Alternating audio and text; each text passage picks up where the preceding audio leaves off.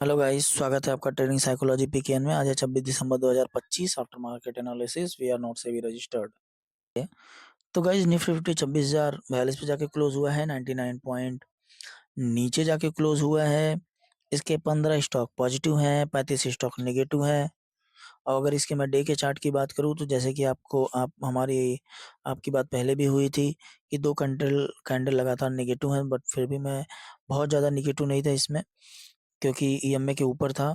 तो अगला candle red तो बनाया हुआ है, बट ईएमए के ऊपर है, 26,000 के ऊपर है। तो मैं फिलहाल सपोर्ट पे हूँ। अगर इस सपोर्ट को तोड़ता है, मीन्स 26,000 के नीचे आता है, तो ही मैं बियरिश रहूंगा। अदरवाइज फिलहाल मैं अभी भी बियरिश नहीं हूँ। अगर वहां से टूटता है तो अगला सपोर्ट है 25,693 का। बट अच्छी मूवमेंट तभी दिखेगी जब तक 26,200 के ऊपर सस्टेन नहीं करता। तो फिलहाल इंट्राडे के लिए बहुत ज्यादा मूवमेंट नहीं रहेगा, बट आप स्कैल्पिंग कर सकते हैं। आइए 5 मिनट के चार्ट की बात कर लेते हैं। अगर मैं 5 मिनट के चार्ट की बात करूं तो जैसे कि यहाँ पे आप देख रहे हैं, पहला कैंडल है ग्रीन। तो अगर मैं पहले कैंडल को ग्रीन मार्क कर लेता हूं तो उसके हिसाब से आप देखेंगे तो पहले कैंडल को ब्रेक करके ऊपर गया भी नहीं है, प्लस ईएमए के ऊपर भी नहीं गया है। ये आप देख रहे हैं यहाँ पे। तो ऐसे सिचुएशन में कॉल तो बन ही नहीं रहा है बराबर। आपका पुट बन रहा है। पुट कहाँ बन रहा है वो भी मैं आपको बताता हूँ।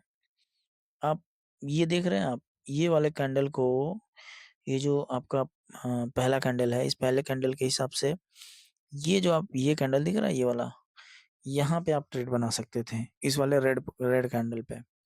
तो ऐसे कैंडल पे अगर आप ट्रेड बना लेते तो इसके हिसाब से अगर आप ध्यान से देखेंगे तो आप ये देखिए, इस कैंडल को ब्रीच ही नहीं किया है। ये देखिए आप इस कैंडल के अगर लो को देखेंगे, अगर आपने पुट लिया है तो इस कैंडल के लो को ब्रीच नहीं किया है। और अगर आप इसमें बने रह जाते तो यहाँ पे आपका ट्रेड एक अच्छा खासा मूव देता। ये देखिए आप, गजब का मूवमेंट दिया है एंड लोअर लो लगाया हुआ है। तो आप बताइए, आपने इसमें ट्रेड किया क्या? और ट्रेड किया तो किस में किया, कॉल में किया या पुट में किया? और क्या सोच के किया, जरूर बताएं। चलिए आइए देख लेते हैं हम लोग सेंसेक्स को। अगर मैं सेंसेक्स की बात करूं तो सेंसेक्स 85,041 पे जाके क्लोज हुआ है। 367 पॉइंट नीचे जाके क्लोज हुआ है। इसके 6 स्टॉक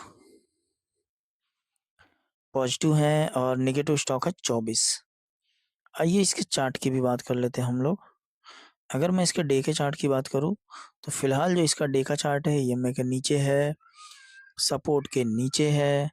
तो फिलहाल अभी तो मैं इसमें निगेटिव हो सकता हूं, बट फिलहाल जिस तरीके से निफ्टी 50 सपोर्ट लिया हुआ है, तो पॉसिबिलिटी है अगर ये 85,000 के नीचे नहीं आता है तो इसमें आप फिलहाल एक सपोर्ट देख सकते हैं। लेकिन अगर 85,000 के नीचे आता है तो एक अच्छा खासा मूवमेंट आप 600-700 पॉइंट का भी बना सकता है। तो लेट्स सी, देखते हैं कि यहाँ पे क्या हो सकता है। अगर निफ्टी बैंक की बात करें तो निफ्टी बैंक 59,011 पे जाके क्लोज हुआ है। 172 पॉइंट नीचे जाके क्लोज हुआ है। 7 स्टॉक पॉजिटिव हैं, 5 स्टॉक नेगेटिव हैं। अगर मैं इसके डे के चार्ट की बात करूं तो इसका डे का चार्ट अगर आप ध्यान से देखेंगे तो ईएमए के नीचे है, बट सपोर्ट पे है। इसका एक और सपोर्ट बना हुआ है जो कि है 59,700 के आसपास। तो ऐसा हो सकता है कि ये एक और नीचे की तरफ का कैंडल बनाए और फिर सपोर्ट ले। बट फिलहाल ये सपोर्ट पे है। यहाँ पे आप ध्यान से देखेंगे तो कई बार यहाँ पे मार्केट आके रेट बाउंस बैक किया है। तो ये एक सपोर्ट जोन तो है, बट ये पूरा जोन बनाया हुआ है। तो इस जोन में फिलहाल तो ट्रेडिंग आपकी नहीं बन रही है। और मंथली क्लोजिंग जिस तरीके से आप देखते हैं, मंथली क्लोजिंग भी ये एक सपोर्ट पे तो है। तो लेट्स सी, देखते हैं कि किस तरीके का प्रोजेक्शन बनाता है। और आइए 5 मिनट के चार्ट की भी बात कर लेते हैं हम लोग। ये आप ध्यान से देखिए यहाँ पे, ये आप जिस तरीके से आप यहाँ पे देख रहे हैं, पहला कैंडल ग्रीन है। ये देखिए आप, पहला कैंडल, ये वाला पहला कैंडल है, ये ग्रीन है। ये वाला देख रहे हैं आप, ये कैंडल ग्रीन तो बनाया हुआ है। अगर इस कैंडल की बात करें तो ग्रीन है। और उसके बाद ये ईएमए के नीचे है। तो जब तक ईएमए के नीचे है तो फिलहाल अपना कॉल नहीं बन रहा है। और अगर आप देखेंगे तो यहाँ पे तो बहुत ज्यादा ट्रैपिंग हुआ है। 10:30 बजे तक मार्केट कहीं नहीं गया है। पहले कैंडल को ना नीचे की तरफ ब्रिज किया ना ऊपर की तरफ ब्रिज किया। तो कहीं ना कहीं यहाँ पे ट्रेड नहीं बन रहा है। 10:30 बजे के बाद एक मूवमेंट दिया है। तो यहाँ पे आप, वहां पे आप ट्रेड ले सकते थे, बट कई बार इसने ट्रैप किया है। तो एक यहाँ पे एक ट्रेड बन रहा है, ये इस जगह पे। इसके अलावा मुझे नहीं दिख रहा है कि कहीं पे ट्रेड बन रहा है। बाकी तो हर जगह ट्रैपिंग हुआ है। आप ध्यान से देखिए पूरे चार्ट को, ये देखिए यहाँ पे भी पूरा ट्रैप हुआ है।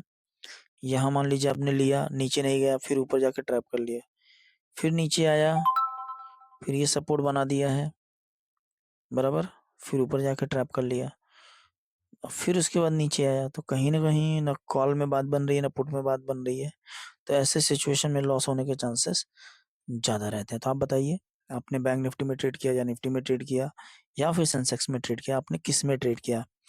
अगर विक्स की बात करें, चलिए, विक्स जो है 9.15 पे ट्रेड कर रहा है और 10 के नीचे है, 0.44% और गिर गया।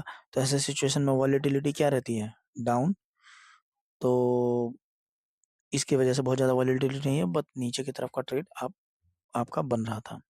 गाइस अगर मैं गिफ्ट निफ्टी की बात करूं तो गिफ्ट निफ्टी 26,121 पे ट्रेड कर रहा है और निफ्टी 50 के क्लोजिंग से ऑलमोस्ट 100 पॉइंट ऊपर ट्रेड कर रहा है। जैसे कि आपने देखा भी कि निफ्टी 50 सपोर्ट पे है, ईएमए का सपोर्ट बना हुआ है और सेंसेक्स भी 85,000 का सपोर्ट बना के रखा हुआ है।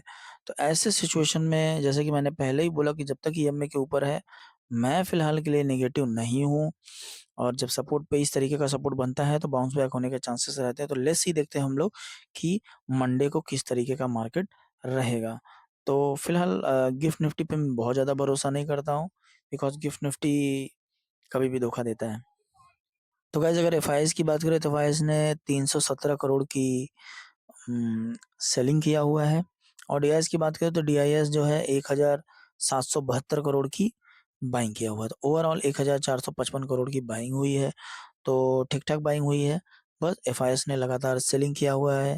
तो ऐसे सिचुएशन में मार्केट बहुत ज़्यादा बढ़ने के चांसेस नहीं रहते हैं। तो लेट्स सी, देखते हैं हम लोग कि मंडे को किस तरीके का मूवमेंट आपको देखने के लिए मिलता है। तो गाइस कभी भी ट्रेड करें तो फाइनेंशियल एडवाइस से जरूर पूछें, समझ के ट्रेड करें, बिकॉज इंट्राडे में लॉस होने के चांसेस बहुत ज़्यादा होते हैं। Share market is very very risky. तो आप बताइए, आप किस में ट्रेड करते हैं? कमेंट में ज़रूर बताएं और कभी भी ट्रेड करें तो अपने फाइनेंशियल एडवाइस जरूर पूछें। Thank you so much, have a great day.